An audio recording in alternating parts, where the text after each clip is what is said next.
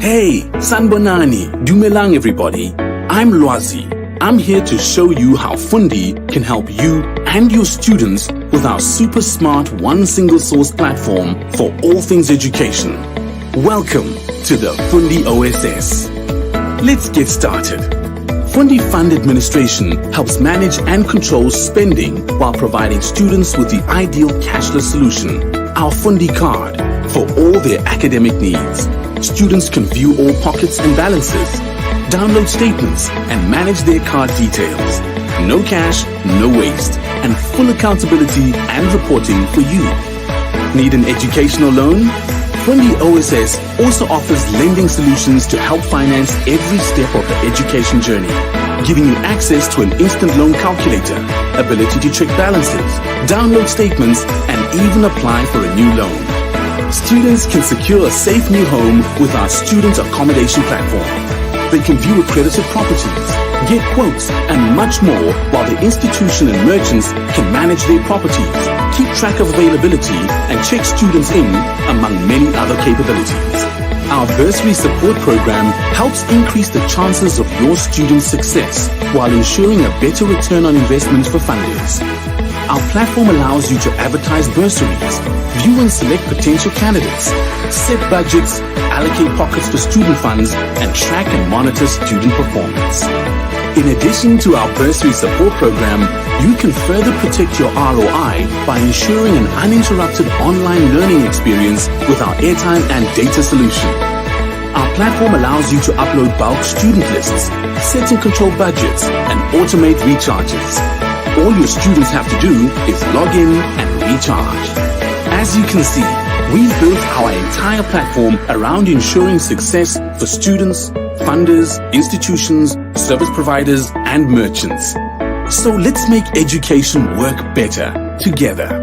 Because when you know more, you can be more Fundi.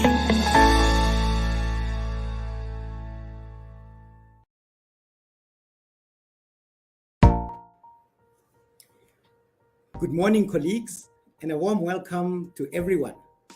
Captains of industry, our keynote speaker, Dr. Seale, our esteemed panelists, and our world-renowned moderator, Kathy Moshashana. I am Mahaudi Bakwani, the CEO of Fundi Capital. Fundi is South Africa's single source for all things education that enable the learning journey. We are passionate about playing our role in enabling student success, and as such, we have been designing and developing a plethora of tools and solutions that we believe support and enable student success. Based on this, we felt that it was critical for Fundi to sponsor a platform where industry players can engage on this burning matter and find ways to collaborate in an effort to accelerate the adoption and execution of some of these solutions. We have done some market research in the space, identifying key players, understanding the challenges and opportunities in this landscape. We have engaged students to obtain their input to understand what their needs are and for them to share with us what they deem important to enable their success. The stats on this slide seem very grim. 36 out of 100 learners pass matric. Only 14 of these qualify to go to university. There is a 33% dropout rate for students enrolled in a four-year degree. So now the question is, how do we respond as interested parties to this? At Fundi, our opinion is that in order for us to be able to enable student success, we need a very simple approach. And this approach is a complete and a holistic approach, and only through collective collaboration are we really able to enable student success in a tangible way. We are here today to hear directly from the industry players what their views are on this topic.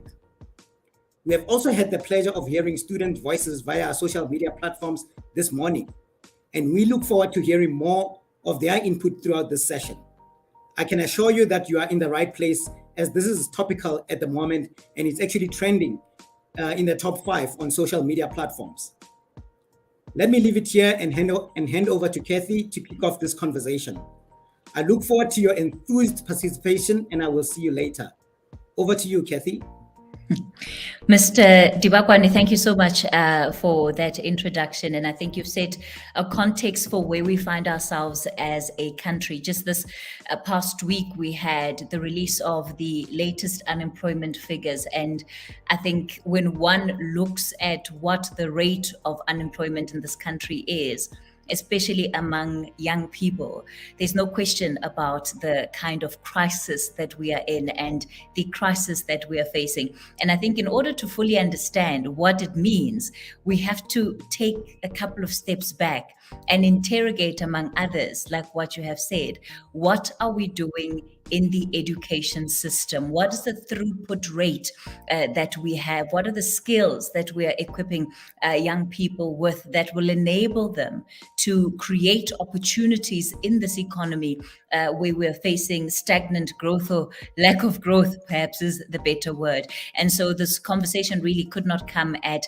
a better time. And I'm also keen to hear from students about the challenges that they face within the environment. You know, you talked about a 33% dropout rate, and that is a very high dropout rate given the other challenges that students face. We know the cost of education is too high. It's difficult for people to try and climatize into the space when they're in institutions of higher learning. And what is it really that we can be doing as a society to better equip young people so that when they go through these institutions of higher learning, they're really supported and are able to bring the best possible outcomes. So later on in the program, we're going to be hearing from various speakers today. In fact, let me just give you a sense of who else is going to be on the program for our keynote. As you just heard there, we're going to have Dr. Seale giving us the main address. We'll then go into a question and answer session specifically with him as our keynote speaker. We'll move on to the panel discussion of the day. Dr. Ndanduleni Ntabeleni, Rapelang Rabana, David Kabwa, Masichabanzani, and Dr. Seale will also be part of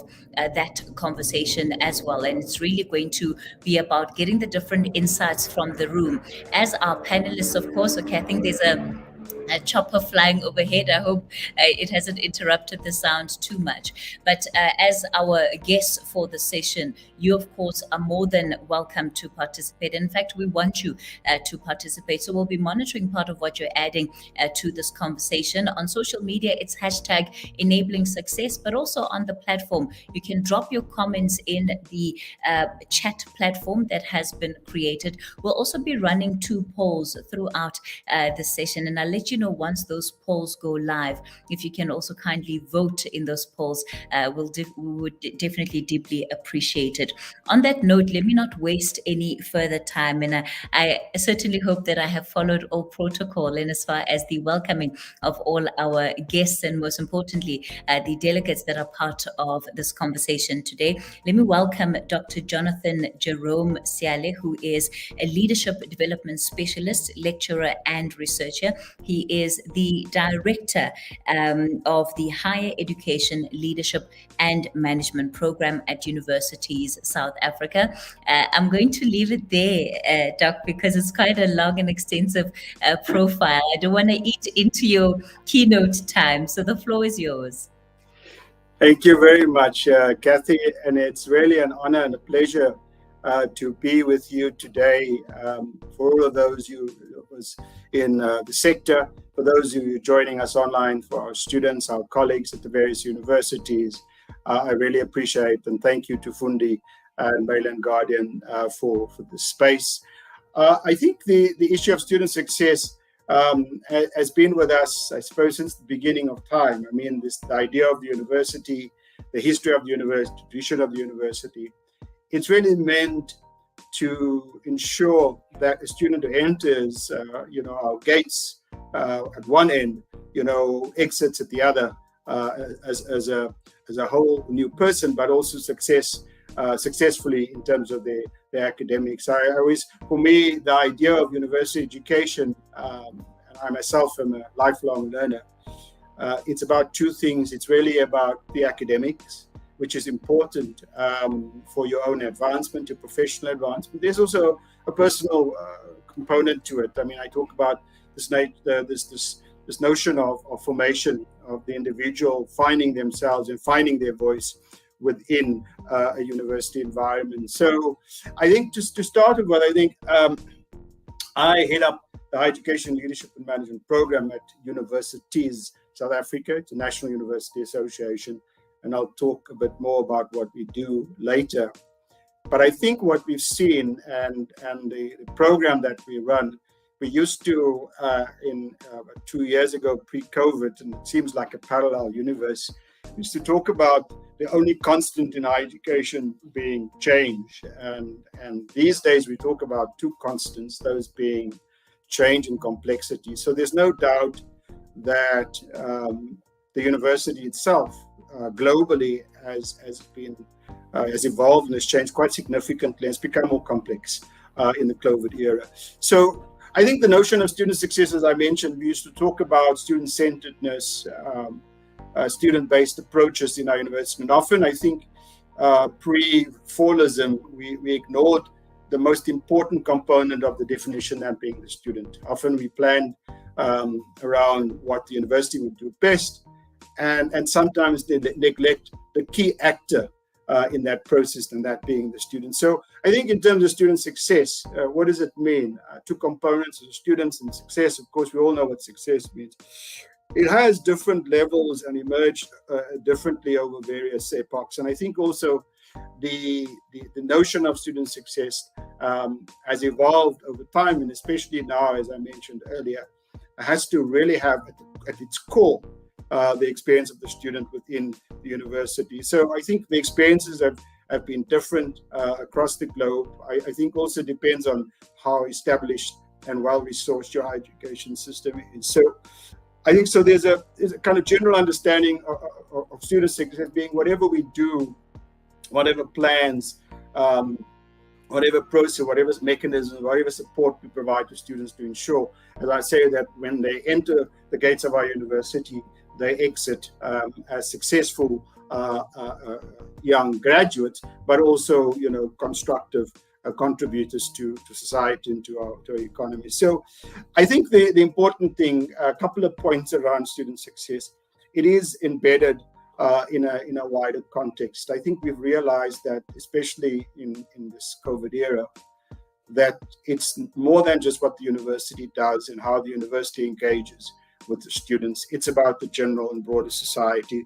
There are very strong economic and social cultural issues, and we've seen that particularly play itself out in COVID, when we had to make the shift from face-to-face contact teaching and learning to online technology-mediated learning, and that came with its own set of issues and problems. Then there's the historical issues. I think the historical and political context of our university environment. Of course, we know we're just about almost 30 years into democracy, but some of the challenges that we inherited from our previous university higher education system is still there.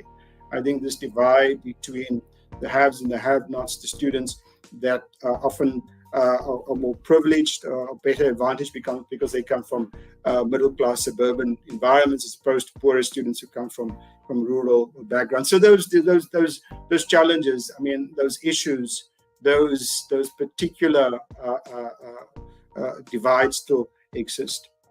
And then I think it's important that we contextualize the student within a range of factors, and those vary from particular students based on their contextual specificities. I think the idea certainly is that we're not a homogeneous group. I think every university is quite unique in its student body and student profile, and as unique as that university is, are the challenges that they face in relation to student success. I think what's also been one of the challenges that are historical in our universities, that we tend to silarize our approach to student success. For example, teaching and learning support for students, and the academics will be covered in an academic portfolio, where student support, student health, student well-being, residences may reside in another portfolio. And I think we need to move to a point where we have a more holistic approach, a more integrated approach to the way we understand, define, conceptualize, and change the narrative of student success. So the world, as I mentioned, changed quite dramatically for us, for all of us, and in particular in our universities with COVID and moving to digital transformation. That's what some of us call it, technology-mediated learning. I think it was more the situation, the crisis that was created by COVID that gave impetus to the shift. And although we've seen quite significant progress being made in this space with online learning in the past 2 years, there are still challenges. I think we all know the challenges of access still. We know the challenges of students' learning environments when they're at home. Some of our students come from poor backgrounds. Some of our students come from informal settlements. So it's not a question of whether you have a device and you have data. It's whether you can access, whether there's electricity for you to connect, and be able to have sustained connection. So those basic things are still an issue. But I think we can generally say the universities have made, but there's still a lot to be done. Lots to be done. I think the digital divide still continues. The issue, for example, around your urban-based universities, where you have students who come from urban areas or from the suburbs, they obviously better equipped, better set up at home to be able to do online learning. Whereas in instances where, as I say, students come from a rural background or a poor background who don't have the kind of access or learning conditions or environment than their peers would have. And that's still something that we have to deal with. Also, I think the issue around networks, electricity failures, the persistent problems we've been having with Eskom and power access. I think it all adds up to the student success impact for student success. I think also I was just came recently, yesterday, the day before, I spent 2 days at the Welkom campus of the Central University of Technology, and of course the students were all studying online, but it seems like a ghost town. I think the fact that you're not physically there, it makes a difference. I think part of being a student is the experience of dynamic with other beings. We are naturally social beings, and I think that's part of the university experience. And so I think as staff, as those involved in the university, as academics, as administrative staff, as the leadership, as students themselves in particular, we missed those connection points. We missed the dynamic of interaction. And I think that's something that we need to do. But I think if we're shifting our focus, it is around, if one was to say the 3 C's of student success, we would sum up as being 1, competence, 2, confidence, and then more importantly, or equally important, the context. So the context, I think, can often trip up your best laid plans for student success, especially the environments, as I mentioned earlier, from which students come. And often for them, being in a residence environment in a university, it's obviously a much better learning environment as opposed to where they come from home, either in a rural area or a poor informal settlement. And when you don't have that in place, it does certainly, impact on the quality of the learning experience for those students. And I think the big herd of elephants in the room still remains finance.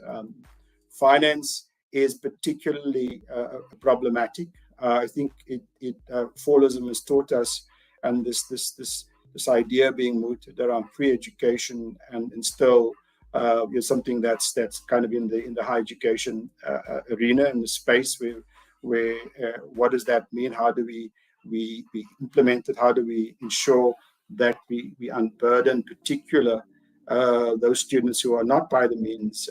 We all know, as much as we talk about the high dropout rate in university, which is unacceptable, I think it's very challenging. Often most of our students are first generation graduates if they complete, but also first generation, post-secondary education students.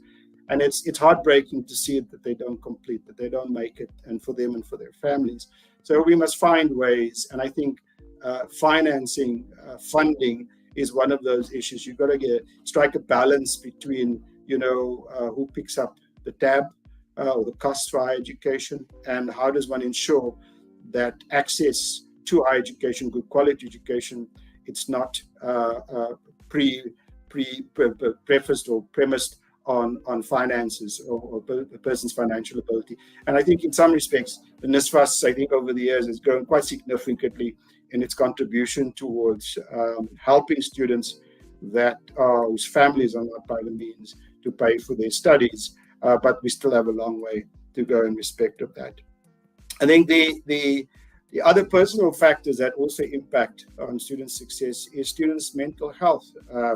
There's been a significant rise in the anxiety that students experience, student and staff, the kind of mental issues and challenges they face in terms of not being able to have the kind of support mechanism that they can depend on, especially, for example, if they are in residence, and all of those, the services are kind of just walking distance from them. So those certainly, and of course, the when you're a first generation student, a higher education student, university student, the pressure is on for you to succeed, and I think that in itself has exacerbated the environment in which students live. So I think the issues around gender-based violence, issues around historical debt, I think gender-based violence in particular is of deep concern. I mean, the increasing rate of femicide in our country is really of deep concern.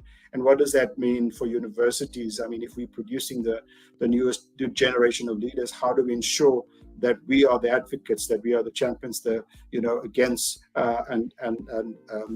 gender-based violence and any other form of violence in our society? And I think the one thing, I mean, if one looks at COVID-19 and what it meant, there was a very interesting study done by Schreiber et al. 2021, and they were looking at the impact of COVID. And there are quite a number of other studies also done by the University of the Free State around the impact of COVID on staff and students. And I think the key findings from that study was the students that were most impacted by COVID and the shift, as I mentioned, to online and digital learning was the one area was poor students. Then rural students was the next area where were mostly impacted. And then students with special needs, especially students with disabilities, physical disabilities, and then also students with mental health problems. I think some universities obviously approached the whole shift to digital technology mediated learning by enabling students with devices and data and so on.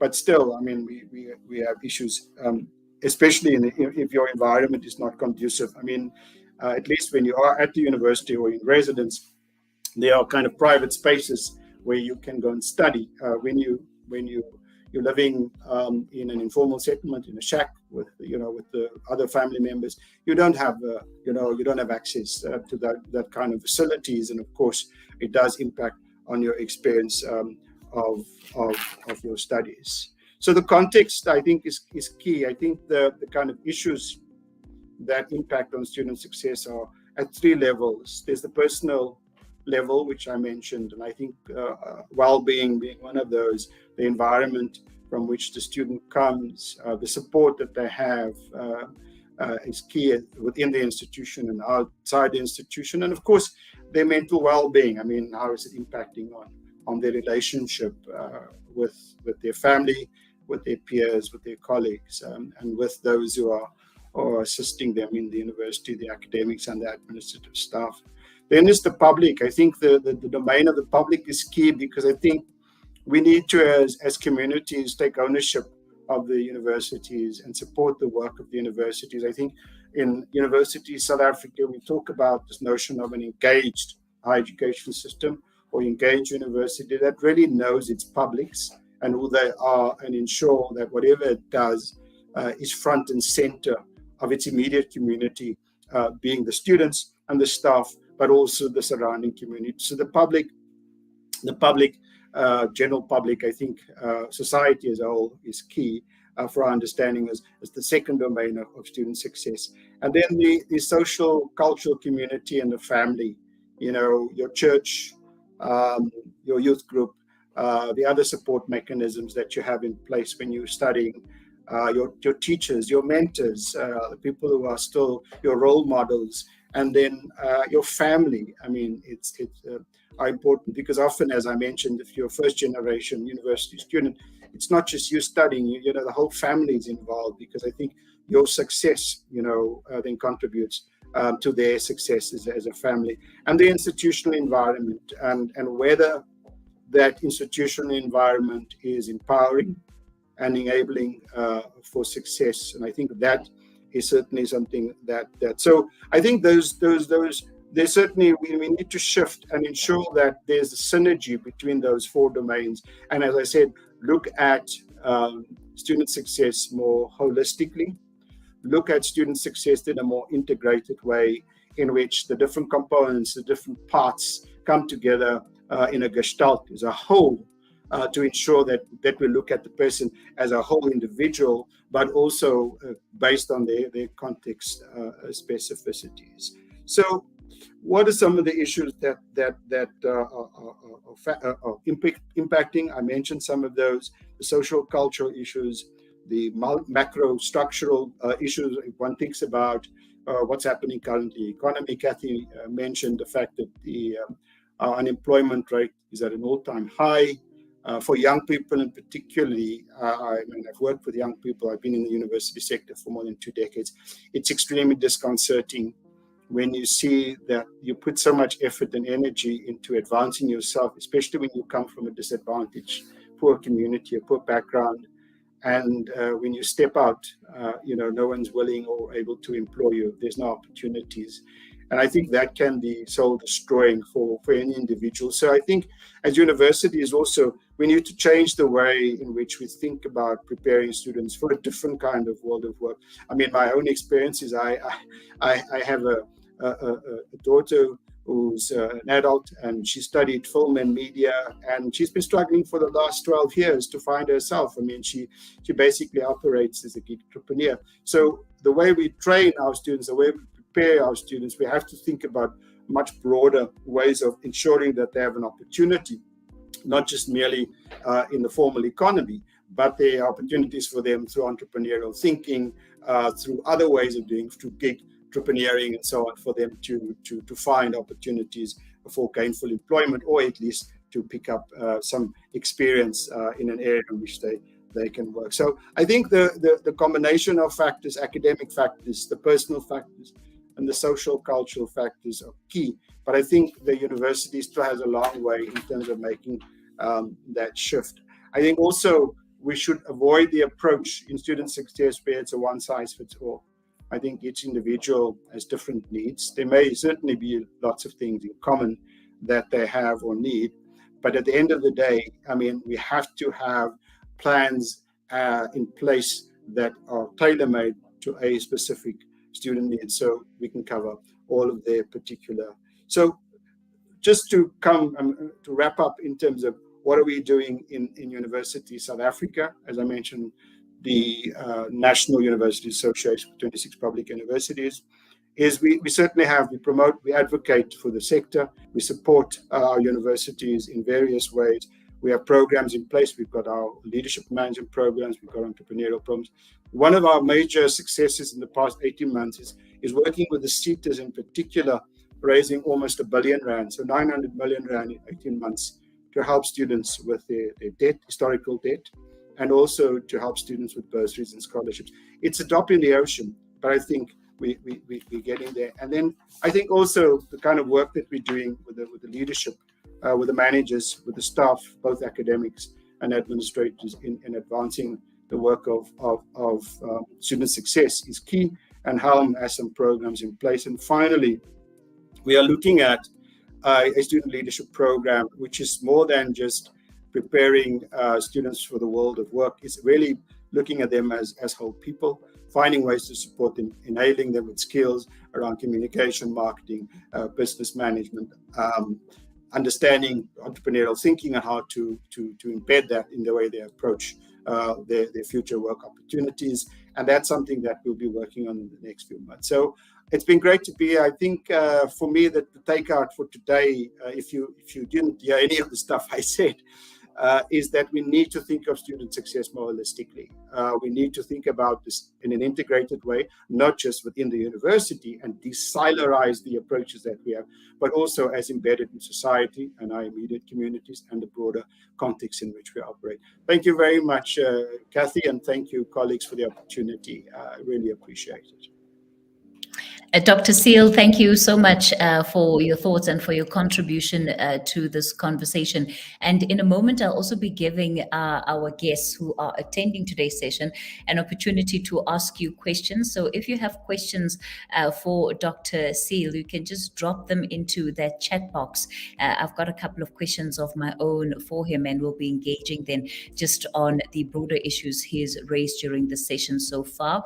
On Twitter, social media, where we are trending, the hashtag there is student success. And I've been also taking the opportunity just to read some of what students are saying about their own experiences of being a student and what it is that they felt they needed support with. And you know, when we look at some of the sentiments that's being shared, people are talking about the cost of textbooks and having to explain at home why it is that you need new textbooks every semester because your models are your modules rather are changing. Some people are talking about the cost of living when you're in university or at an institution rather of higher learning, that if you don't have access to money for groceries, for rent, all of that contributes to the kind of stress that you have going through the journey. And Dr. Seale, I wonder the extent to which those who make it through university without hindrance in as far as being able to get through all of these challenges, and you've outlined them so well in as far as the structures around students when they're in institutions of high learning.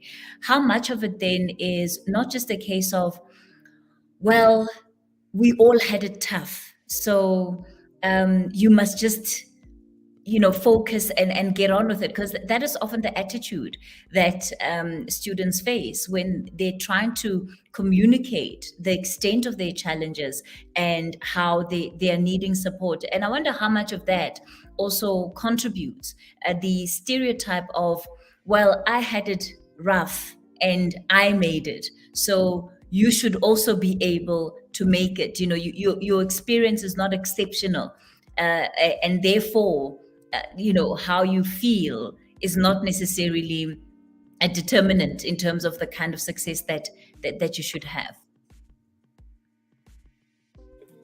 Kathy, I agree. I think it's the world has changed, as I mentioned, quite dramatically. I think if we talk about the way we had things, I mean, I'm also a first-generation graduate in my family.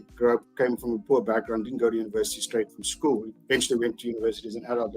It was hard. It was tough. I had to make my own way. There was nobody giving me a bursary or a scholarship. But I think we have to create an enabling environment, and that's beyond the walls of the university. And I think find ways in which we could open doors. And it could just be advice or guidance or support. I know the financial issues will always be there, but I think if you're willing to take up the opportunity, there must be, those doors must be open so you can get access to what is available and how they can support you. But I agree with you. I think at the end of the day, the kind of old advice, I mean, I'm a parent myself, you say, well, you're on your own, good luck and God bless. It doesn't, you have to have a safety network. You must provide a support and a catch-all for students who are really expensive, especially when they're going through to kind of mental health issues, which you can't, because often when people say, they're having problems with anxiety and depression, we say, get over it, you know what I mean, and get on with it. And I think we need to start changing our thinking on what it really means and how it impacts on them as individuals, because they're under tremendous pressure. Yeah. And how did you deal with that, Dr. Seale, again, from your perspective as not just somebody who works in the space, but as an educator as well, understanding that, you may have had your own journey that had its own impact on you, but as you watch your children go, they have their own experiences. How do you try and make sure that what you went through is not what they are forced to go through as a way of, this is what gets you ready for the world, sentiment. Look, I think the creating the opportunities, and of course also providing. I was fortunate our daughter could get a scholarship because both the parents were working at a university, so we didn't have to pay fees. So that was a big plus, And I mean, university fees is very expensive. So, and especially I think when we saw, for example, the pushback from students from Fordism, it was the middle class who was saying, enough, we can't afford to keep on paying these increased fees every year, whereas students, were poor students, were getting support from NSFAS. So I think the support, the mental support, the family support, also the kind of extended support. I always say, look, these days I kind of act as an informal coach for my own daughter. I mean, I'm just a phone call away or WhatsApp away. But I think also trusting your family, finding people in your church, in the role models, people who can support you, people who can positively influence. It does make a difference, because I think if people can share in your success and also the pains and the struggles that you're going through, that does help, in a long way. And I think it also creates a different kind of a more positive mindset. So when you're looking for opportunities to finance, people pick that up immediately and hopefully will then give you support in those kind of areas.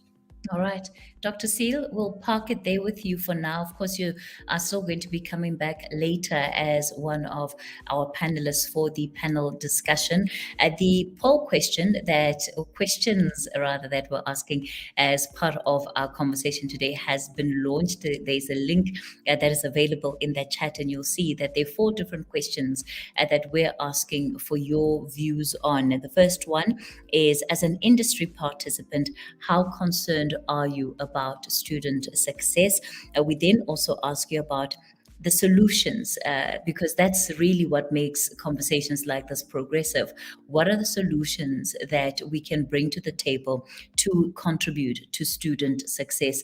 The third poll asks about what the existing solutions you are aware of that support and encourage student success. And that's really important because, it's not always about creating new things if we haven't really maximized on what is available in the space that is yielding positive results. And perhaps it's just about saying, how do we support some of the already existing initiatives that we see are having a positive impact on the lives of students. And the last one that we have there asks, in your opinion, whose role is it, do you think, to ensure and enable student success? Who do you think should be playing the key role where this question is concerned? So if you can just click on the link and go and share your comments, we'll give you a sense of what the majority of our guests that are part of this conversation have said. And like I said,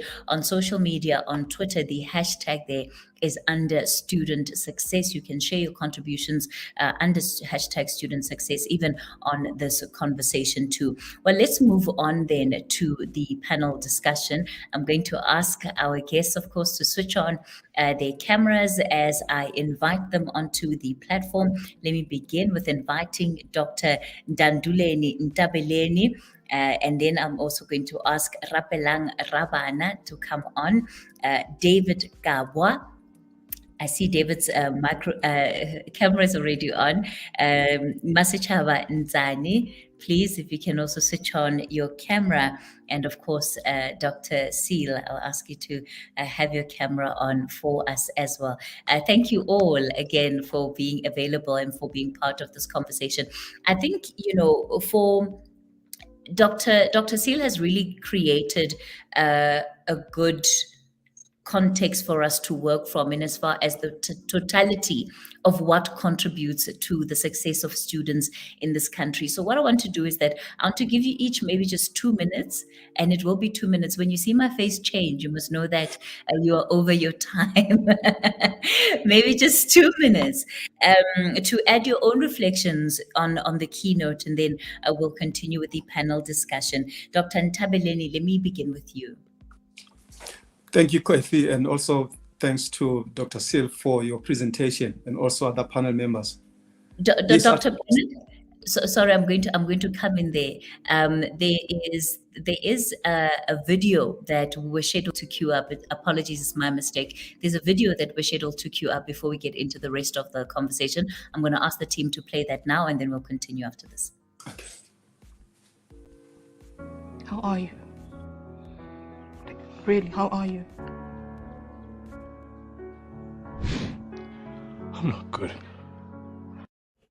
So this is a very, very important question that we need to ask our learners.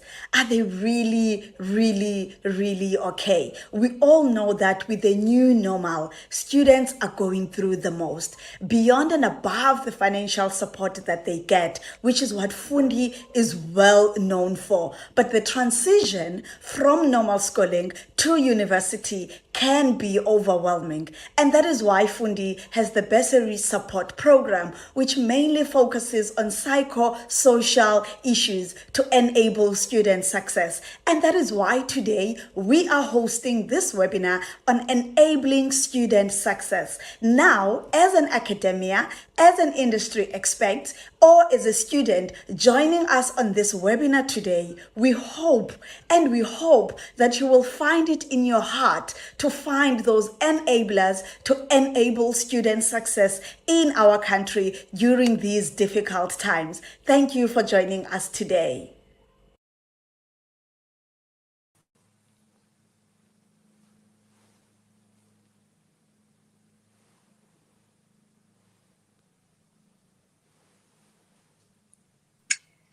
Hi, Kathy, I think you're on mute.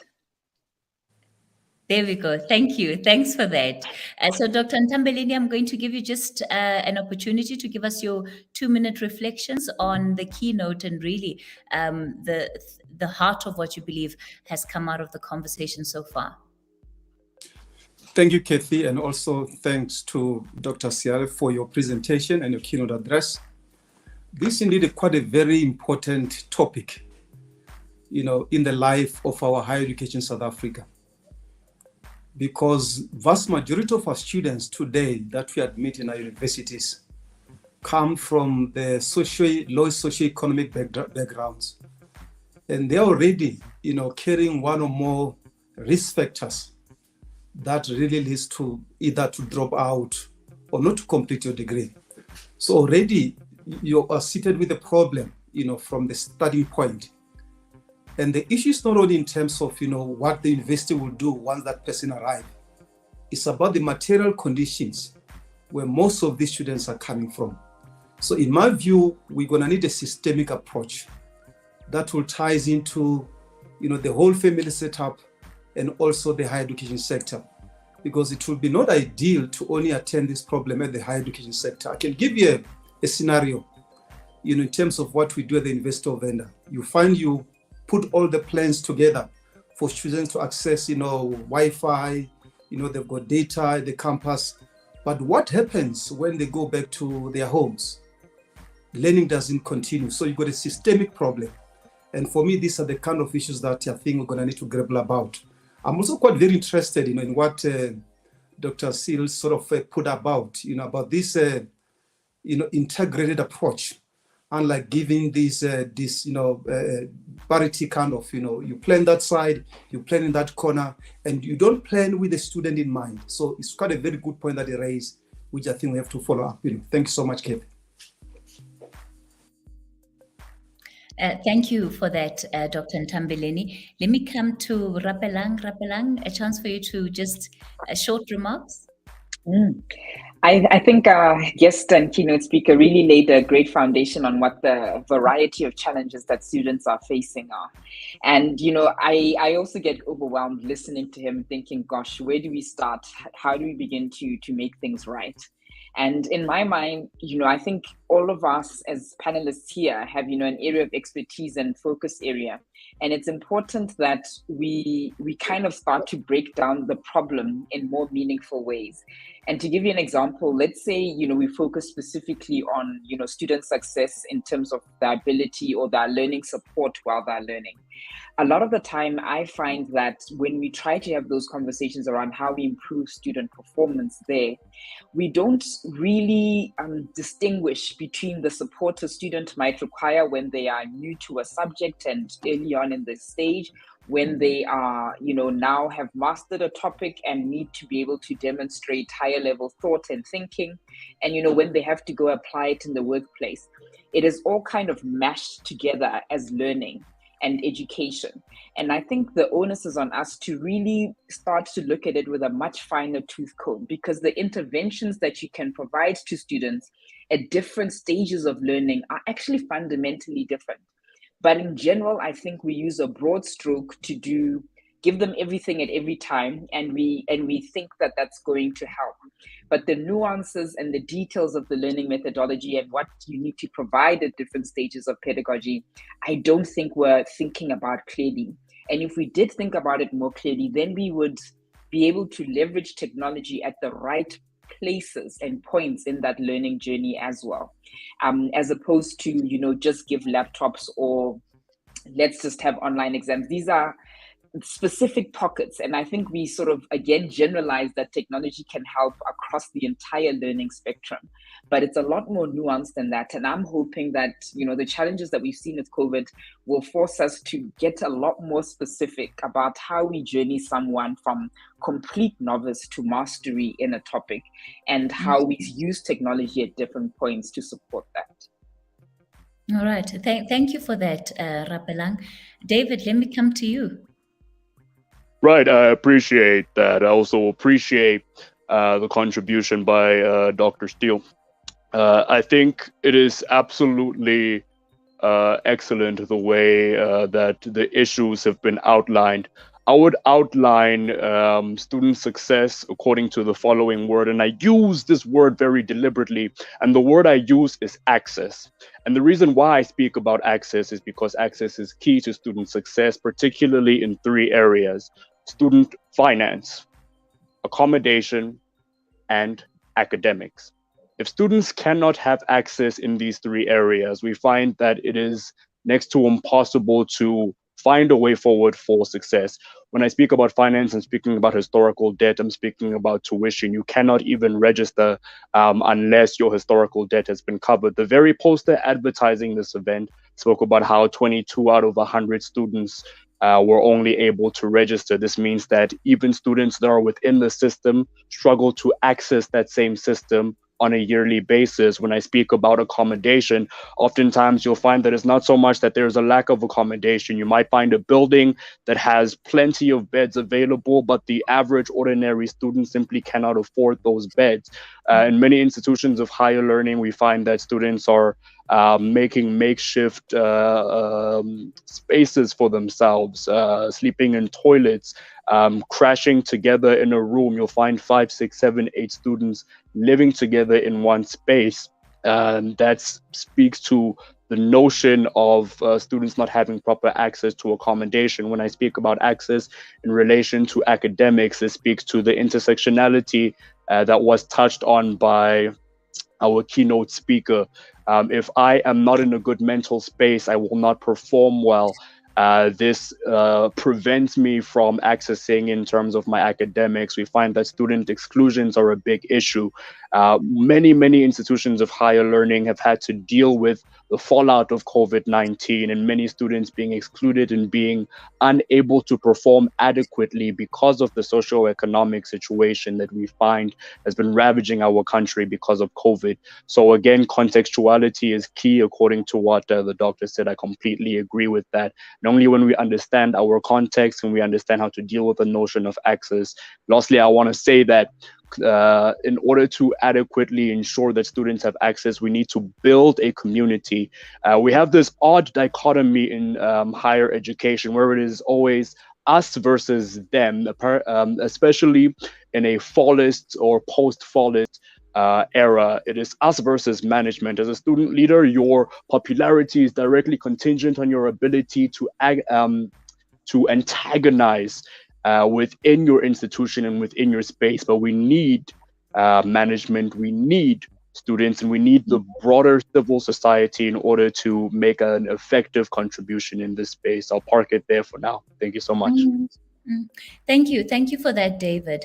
Of course, we'll also give Masechaba a chance to share her reflections once she's been able to rejoin today's conversation. I found it quite interesting because, Dr. Seale talks about needing an approach that centers students. And at the end of the day, you have all of these different complex issues that are feeding into it. And Rapelang says, the reality is that it's so big that if we don't aggregate it and deal with things specifically, it is virtually impossible to tell whether or not the interventions that are being made are the right interventions. Are they speaking to the way in which you, David, have highlighted what it is that students need? And I don't know, Dr. Ntambeleni, how can society, because it sounds more to me that it's not just the responsibility of universities to center students, but how can we begin to center students more than what has been the case? Dr. Ntambeleni, if you can just unmute yourself for me. Thank you so much. Yeah, it's quite a very challenging aspect, but we cannot just say, it's so huge, we cannot attempt it. So we have to find solutions. We must come up with live solutions to resolve the problem. My view is that we cannot plan higher education, basic education, as if they are not intertwined. The kind of level of support that you require, the basic, level, it's not the same that you're going to require when you go to the higher education. So we have to think holistically, in my view, how basic education support that's provided will be carried through to your higher education. In that way, I can say, as a society, we begin now to put our hands on it. Where now from the early age, when students start school, there's this, targeted support that will be provided to ensure that students get to succeed. So that when you come to the higher education universities, it's not like a new environment. It's something that you are accustomed to because, you had this kind of support at your early years. So the challenge that we see now is that when somebody registers for the first year degree, it's a new experience altogether, something foreign to them. And hence, the rate of dropout, the challenges that we often see, the psychosocial, the mental health pressures, all this and that, now they came to bear because now you've got a new experience at about 18 years, which, was not the case when you are under your basic education space. So my view, Kathy, is for us to begin to think holistically, much more from how we approach education and not make sure that how you approach basic education is different from how your higher education will be like. If you look into our curricula also, what level of courses or modules or things that we're teaching at higher education that were introduced in our basic education? So again, these are the kind of complexities, that we're going to need to really, talk about and see how we provide a solution to that, to make it easier for our students to be able to succeed in whatever they choose for themselves to do. Dr. Seale, I want you to add to the point that Dr. Ntambeleni is making. Is it a case of, you have to, let's say, if you have a university in a particular area that students are exposed to that university as often as possible? Does the issue of the fact that we don't have as many universities maybe or institutions of higher learning as we need, does that contribute to the problem as well?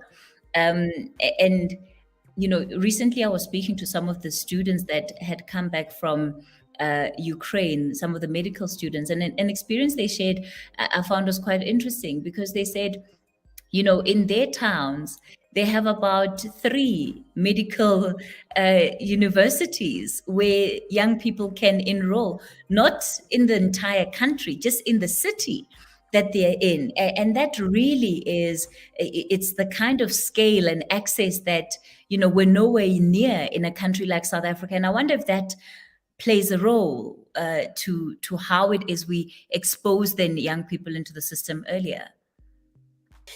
Yeah, I agree. I think this approach to education more broadly, from secondary right through to post-secondary education, it's key, because I think I was at various universities. I worked at UWC, and I mean, those universities pre-94, they were national assets. And I think if you think about the demographics of UWC then and now, I found a lot of students who came from as far north in Limpopo, Mpumalanga, all the way to UWC, because it was seen as the people's university. So it was creating a place and a space which was at access, in David's words, but was also inclusive.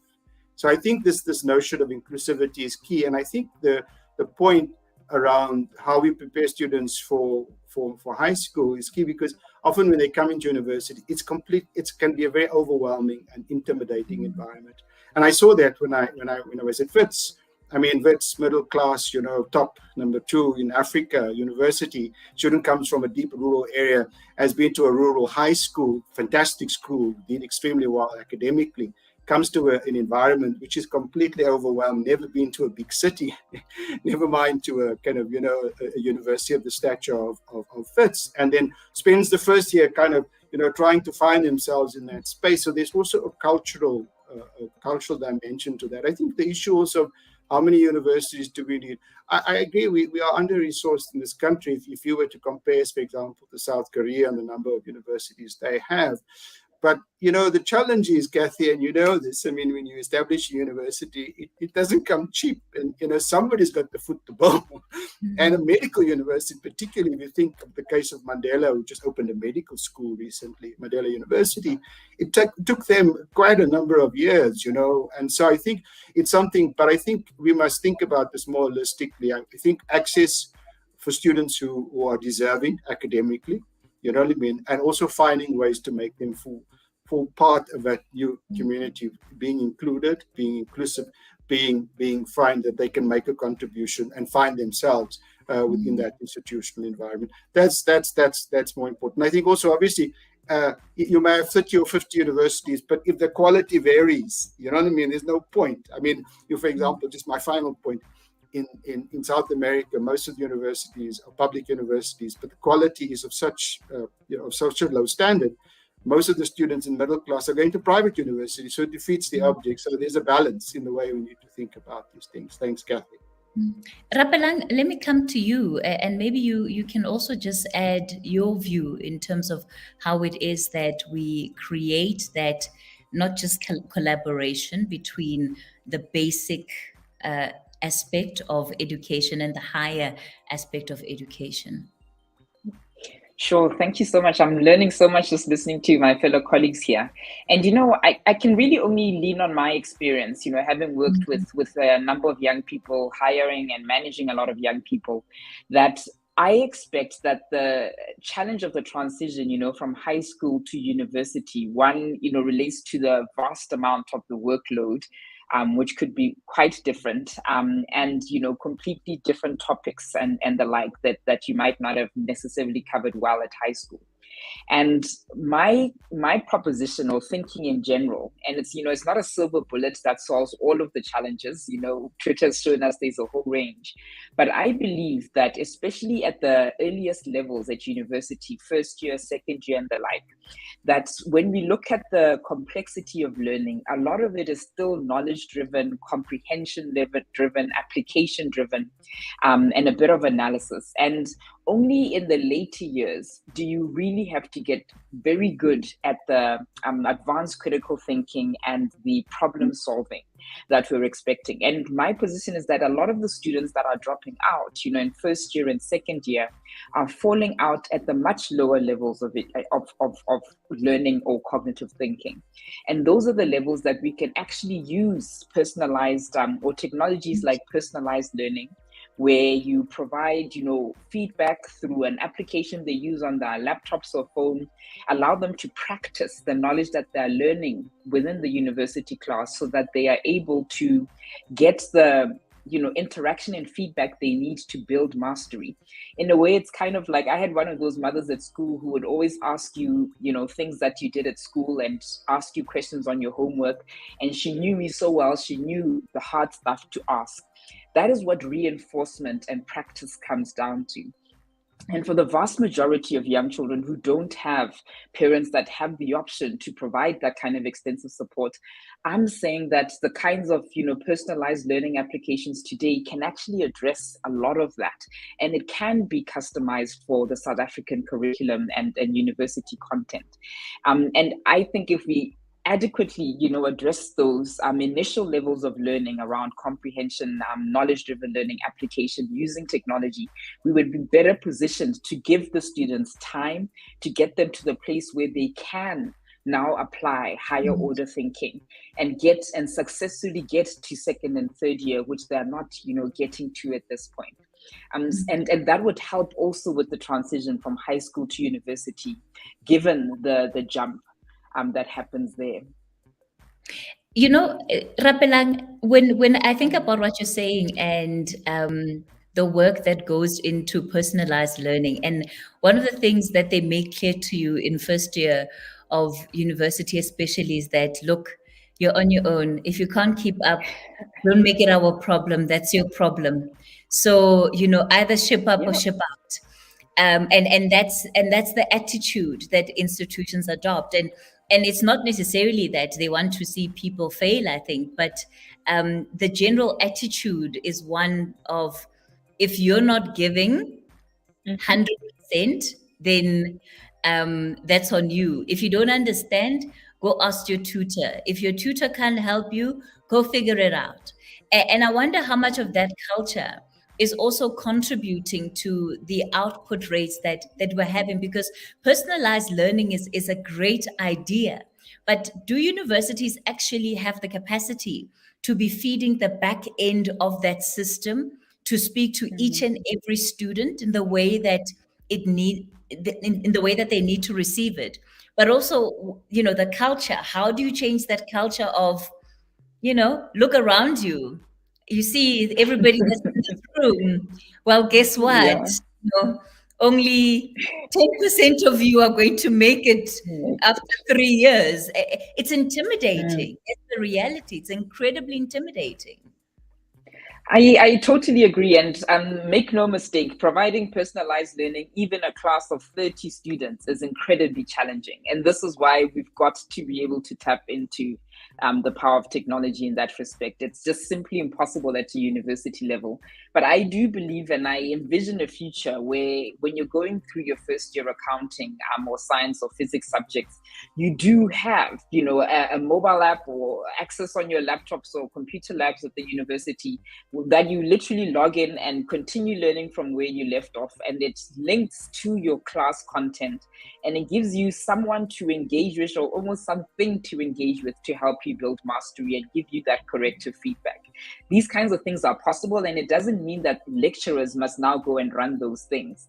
It's a once-off investment initially for an institution to get it going, and then it's a technology. It runs itself, and the lecturers might well find that the data they get from this detailed interaction allows them to figure out where students are going wrong, as opposed to only finding out, in the semester exams, which is currently what's happening. It would change even their lives without necessarily changing how they teach. David, let me give you a chance to come in here. Right, I appreciate that. I want to give a very, very practical example. So I've had the opportunity of serving as an SRC president for 2 terms. So I served in a pre-COVID and post-COVID era, and I got to see that transition, as well as serving within SAU, so seeing what's happening in institutions of higher learning at a national level, but also looking at an international scope. I mentor a lot of student leaders across different institutions of higher learning. The reason why I want to give a very practical example is just kind of tying on a common thread in what everyone has been saying, and that's essentially the notion of responsibility. Whose responsibility is it to ensure that we achieve a good level of student success. I remember during registration period, and anyone in any institution of higher learning will tell you it is hectic. It is a tough period for staff. It is a tough period for students in particular. I remember a young man whose mother gave her last money, sent him on a bus from KZN to the university. I study at the University of Pretoria. And this young man arrives, can barely use a computer, is not very computer literate, but has excellent results. Now, the problem is he has no clue about anything. So he arrives, literally only has the clothes on his back and his bag and a bunch of notebooks, and he does not know what to do at all. So he comes and he approaches me and he says, well, I'm here. What do I do? And immediately, the wheels start to turn, because on an average day, I was dealing with about 50, 60, 70 of these students. And that's where the notion of understanding contextuality, but also that of the community comes in, drawing in that point of starting from a high school level. So as this started to happen continually, I asked, well, why is it that, you had the confidence to come when there was no preparation made beforehand? And he said, well, in my community at home, my mom, my dad, my uncle, that dude around the corner would tell me, well, just go and things will somehow work out. And what happened was it created a situation where many students began in a disadvantaged space, because you can imagine you're essentially starting the race from behind the line. By the time you've caught up, you'll find that you're already in the midst of June exams, which makes your first year difficult, makes your second year difficult, and we start to see that trend reoccur. The way in which we were able to mitigate this was, again, working within the community around you. So I would engage the university executive and say, well, here's the problem. Let's find a solution. I would then reach out to civil society. I'd reach out to the pastors in churches in the area. Do you have space? I need to house these students somehow. I would reach out to the sporting houses. Do you have mattresses? I would reach out to local supermarkets. Do you have food available? And we would accommodate and take care of these students. And once they got into the university space, we made sure their departments were aware, and that essentially they did not have to spend all of their time playing catch up, which is something that's very, very important. Now, on the point of essentially blended learning, which seems to be something that we're heavily emphasizing, particularly within the COVID era, we have essentially a dichotomy that has existed. There's blended learning on campus and blended learning off campus. And I think the vast majority of us will agree, blended learning off campus is difficult for all of the reasons that we've mentioned: connectivity, space, non-conducive environments, things of that nature. On campus, it works because you have access to res. You can simply boot on a generator if there's load shedding, and. The issue then becomes that when we start again in a community where we are not well capacitated to assist with blended learning, this creates again that disadvantage that seems to feed continually into students beginning behind the starting line. In my opinion, the best way to solve this issue is to understand that we as a community, as a university community, but also as the wider South African society, need to ensure that not only are we well informed, but we need to relay the information according to the right channels. If I don't know, I should refer you to someone who does know, and that helps you better than me sending you on a path where essentially I am setting you up to fail. Sure. Thanks so much for that, David, because again, it highlights exactly how much energy and effort sometimes goes into making sure that students are well supported, and you need people that genuinely care. Professor Ntabeleni, do we have institutions that care? Do we have societies that care enough to put in that effort? And I want to speak specifically also about what we see with bursary programs, and the extent to which those programs also are able to yield results, and are there practical ways of measuring the results of those programs? Yeah, thank you, Kathy. Yes, I think, we could not throw our hands on the air as if we cannot do anything. No matter how the problem appears to be, we must solve these issues. I think it's upon us to really come up with solutions. I'll just maybe briefly, talk about, what we have done, at the investor vendor, because we cannot just now say this is the problem, so be it. Then everybody should just see for themselves. So we have really taken it upon ourselves. When we were putting our new strategic plan, we made sure that, our students are the center of our plan. Because you cannot put a plan that speaks about how you're going to grow, you're going to achieve that without looking into a student, which is much core to you, the student. So we have put a plan that really revolves around our students. How do we support them? And further than that, we went about to partner with other institutions. I think Dr. Seale maybe knows about the Siya Phumelela network, which is quite a very, very, very, very, in my view, good network to assist universities, because you begin to understand the kind of challenges that students are having or they are coming to university with. And then at the goal, you are able to plan for them. So normally what we do for our universities, when the first entering students register, when we get the profile of a student, we get to know exactly the kind of student that we've admitted and what the kind of interventions that will be required to ensure that they succeed. So very early in the year, you don't have to wait until they write their first, second test, and then for you to determine that. You can see from the types of school they're coming from the kind of, family structure they're coming from. If they're the SASA grant recipients, you can see these kind of issues in. So you can begin to put a plan that will assist them to succeed so that, you're able to enhance their chances to succeed as students. So this is what we have done at the investor vendor. And I want to say it's working quite very, very well. But also the downside of it, if we are not careful, you can use that against student, because now you profile a very good data about the students. And it's up to you as, administrators to really make sure that, this data is being used to make sure that you really support and improve the lives of these students. And that's what I think in our view we are doing. Now, another point which is quite very key, Kathy, that we cannot miss around as we're talking about the student success. We cannot just throw money into a problem, money into a problem to say we're just going to put money. Money in itself is not enough.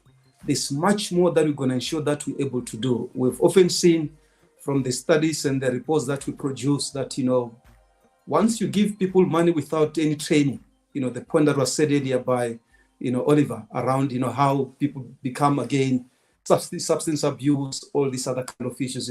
So you're going to need to come up with interventions that are not only money related, but will require you to go down and understand exactly the psychosocial spaces of our students. Another issue which is of key concern, which I think it was also raised that I need to also mention, it's about, this when students drop out. It's not because some, I don't have an ambition to succeed. I just decided to. There are a lot of factors that really cause one to do that. Imagine you go to class hungry every day, and then you can see your friend or your colleague who passed a degree that you're doing, BSc or whatever, BCom, who's still looking for a job. And then you said, but what is a motivating factor here for me to stay here if I'm going to end up being like this one? So these are the kind of issues that we're going to need to attend to. So the last point that I want to make, Kathy, is about how we ensure our economic setup as a county get to be jacked up. Because also, again, if we talk at the level we are talking without really reflecting on the state of our economy, I can tell you that, we'll still be talking about these issues, So the mismanagement, how we should make sure that, we work better on our economy, create a good environment for investors, so that we create this space where, kids will be absorbed. It will become a motivating factor again for me, for students to be able to really continue their studies in. So there's quite a myriad of issues that we're going to need to attend to ensure that we are able to address this. But I can tell you, we cannot throw our hands on the air and say we cannot do anything about it. All right. Thanks for that, Dr. Ntambeleni. I'm going to go to some of the questions that our guests that are part of today's session have been asking on the group, on the chat group. Lucky Sibanda says, I agree with Dr. Bernard regarding the link between basic education and higher education. I think he's dealing with the issues. I think higher education, rather, is dealing with issues because of failure in basic education.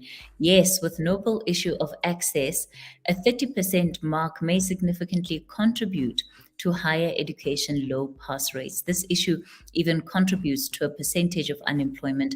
What are the thoughts of the panelists on the 30% mark in basic education as the source of many higher education challenges?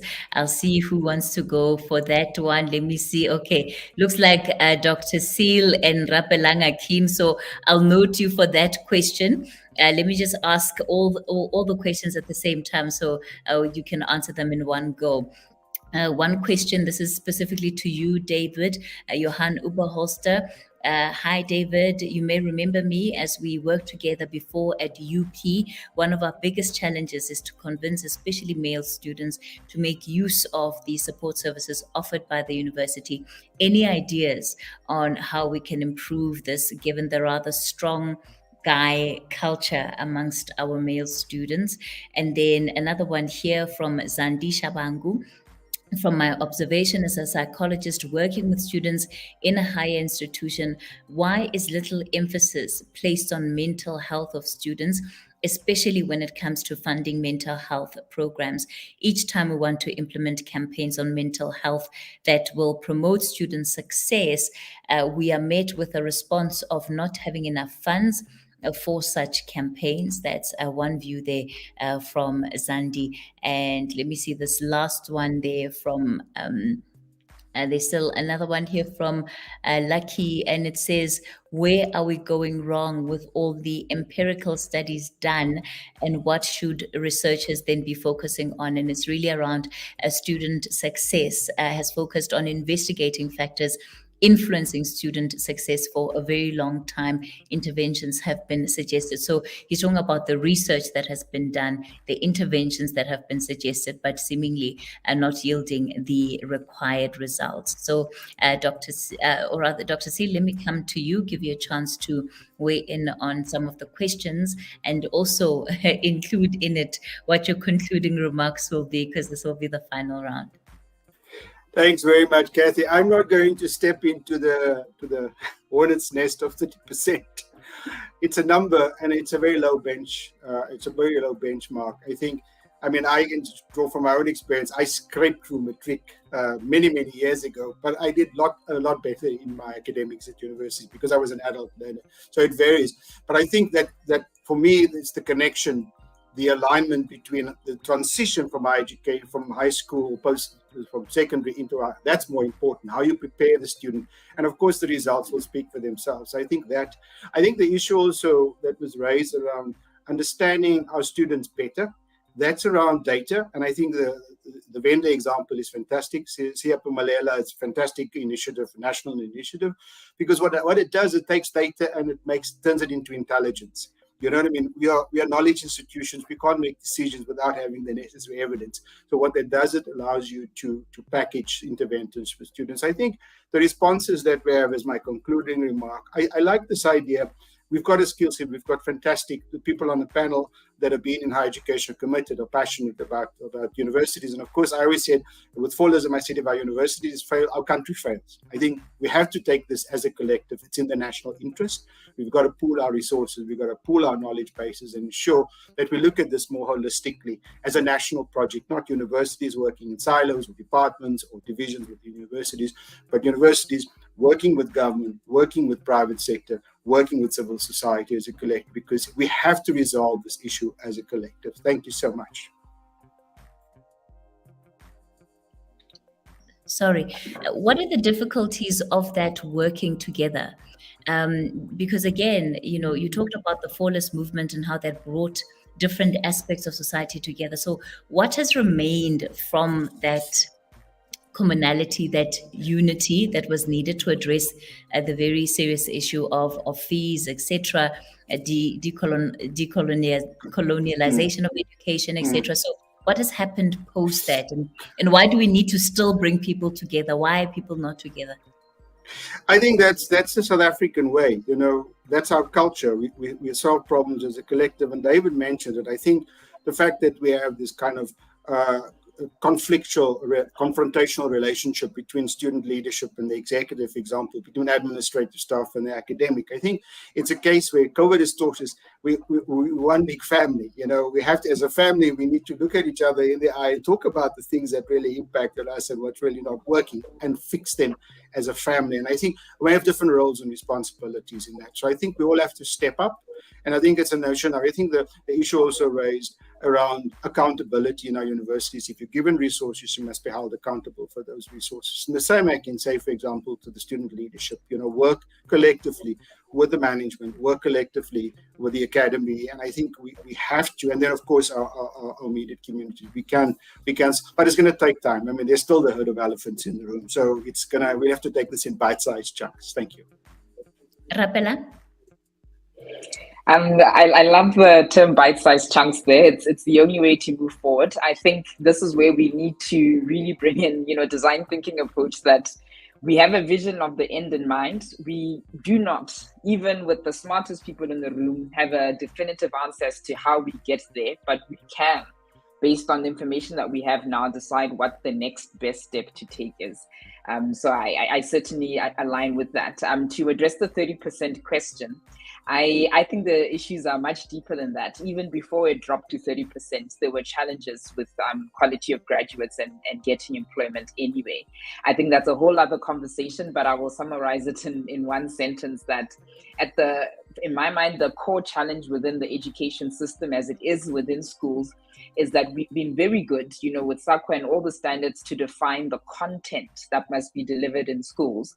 But we have lost sight of the fact that learning isn't just the output of the content, but also the how of the learning, the experience. And we actually speak nothing, if anything at all, to the how or the creation of the experiences. And that's what actually develops the stronger minds and the mindsets that we are hoping these students get at university. But like I said, that's another story. Thanks for that, Rapelang. David? Right. Hi, Johan. I want to touch on your point as well as that of mental health and kind of tie them together very briefly. I think the issue that we're facing is we're experiencing toxic masculinity, which we have normalized because of how we have been socialized within our home communities. We bring that into the university space, and unfortunately, it has permeated our institutional culture. Essentially, I think it takes people like you and I who are willing to stand up and say, I want to see institutional reform and I want to see it at a cultural level. And I think when we start to take those actions is where we start to build collective support.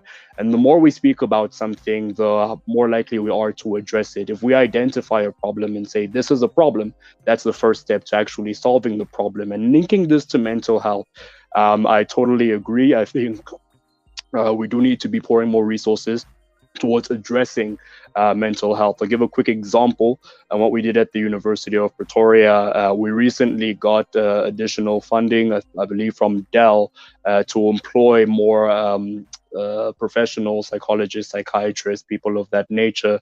But you'll find that given the need, I think across all institutions, it is still not enough. What we've done is we've introduced peer support groups. So essentially, we said, okay, we want to train even to the smallest level, people who can at least serve as first responders. And we have this at an undergraduate level, at a postgraduate level, and we've also seen spaces within academic and support staff start to support the same notion and ideal. So we are normalizing having these conversations, and we will have to keep pushing in order to get there in future. Lastly, I will say this, hold the firm belief that we have the capacity and we have the capability to loosen the shackles of mediocrity that have bound so many to complacency. What I mean by that is it will take us giving our very best every single day. But as it is a problem, it is a problem that has a solution, and I believe we are those who will find those solutions. Amen. Thanks for that, David. And Dr. Ntamileni, let me come to you. You'll have the opportunity of having the last word here today. Thank you, Kathy. Yeah, I think I'll touch on the question that was raised around why certain categories of students don't take up these support services, which is quite a very key point. I think we're going to need to reflect on it.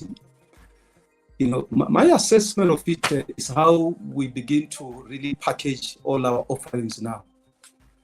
Because if we do the way we normally do, you recall in many years ago when we were university students, if you've been selected to be given an extra classes, you were seen as if you're inferior. You don't belong there. So nobody wants to seem like I don't belong there.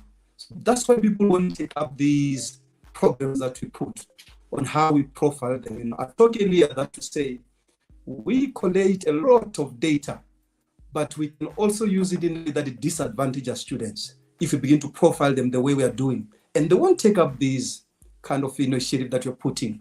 So my sense is that we're going to ensure that as academics, as administrators, we really embed this as part of our teaching, so that nobody should feel like I don't belong here. I'm not supposed to be in this space, and hence they won't be able to take up these kind of programs. So that would be my sense, and this is something that I think systematically as a country we must be able to do, because once we hear somebody is taking an extra class in maths, you should know there are problems there.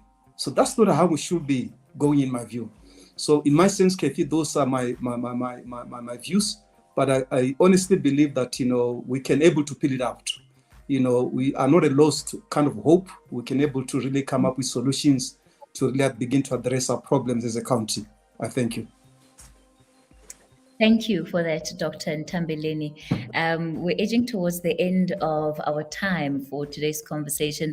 Let me thank you all as our panelists for your contributions and your insights to the challenges that are facing students. Unfortunately, Mashaba was having a bit of an issue of connectivity, and I think it really highlights, again, it helps us understand in a very practical way some of the things that we have been talking about in this conversation. If this was a lecture and somebody isn't able to connect for whatever reason, they've missed out, and therefore part of their own learning experience has been taken away from it. And these problems are not divorced from our broader society, but it's to say, what is the cost of that for a student who's trying to better themselves through accessing education? So yeah, just that apology there from Masichaba. Thank you all to our guests. For those that are joining and listening and have been listening in, we're going to ask you to please weigh in as far as the conversation is concerned. We've got a second poll that we are running right now. It's just gone up. If you can follow the link as you've done previously, it'll be a pleasure to have you rate this event in terms of the speakers and your general feedback about the event.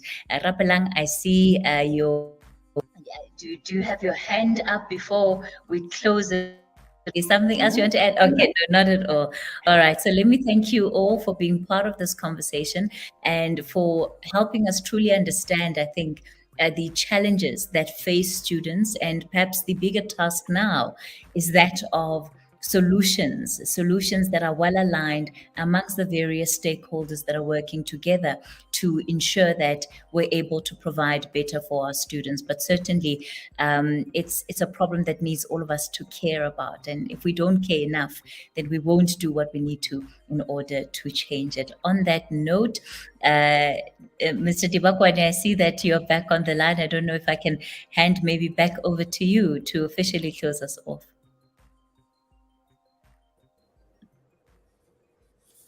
Thank you very much, Kathy.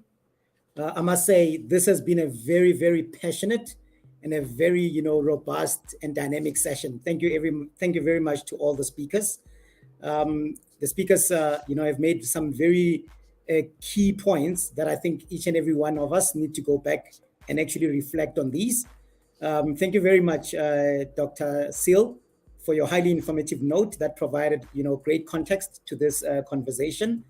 To our esteemed panel, I really appreciated your robust and insightful conversation.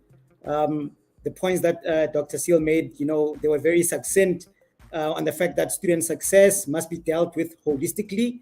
I like that, the concept of the 3 C's around the competence and the confidence and the context that we need to consider for each and every single student. And I think the panel has been very clear that the issues are vast and they are quite wide. And therefore, it's very important that we break down each of the, issues into, manageable pieces in order for us to be able to find a functional way to address these. But all our solutions ultimately need to ensure that they are student-centered.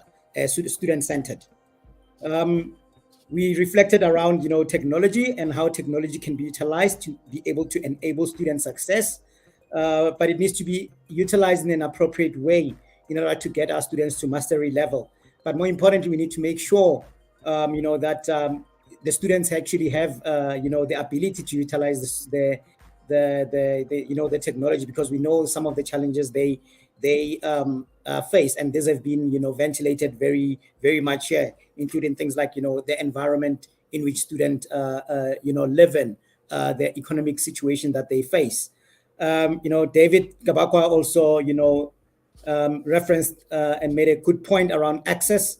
And I think my slide also really, really speaks to this here, where we're saying that funding alone does not equal success. So it's very important that we look at the solution holistically. Funding, accommodation, academic support are all going to be very important in order for us to be able to ensure that our students are successful.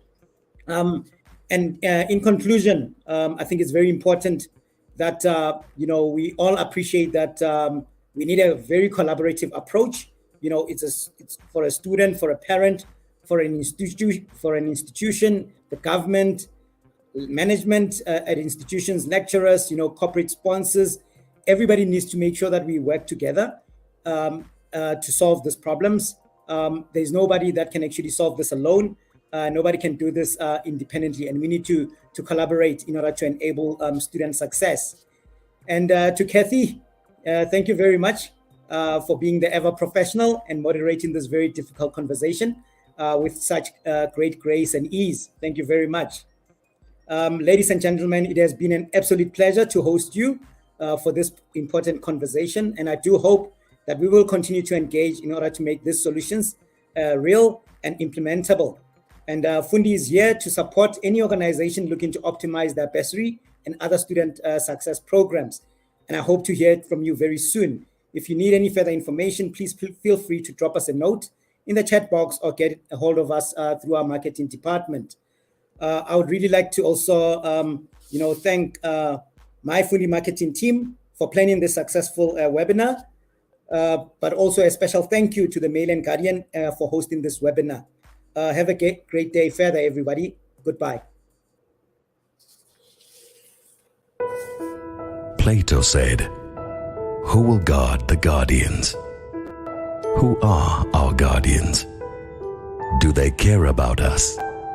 Are they accountable for their actions, or are they above the law? Who elects these guardians? Us? Them? Someone else? And if they guard us, who will guard them? Who will guard the guardians?" The Mail and Guardian, if you really want to know.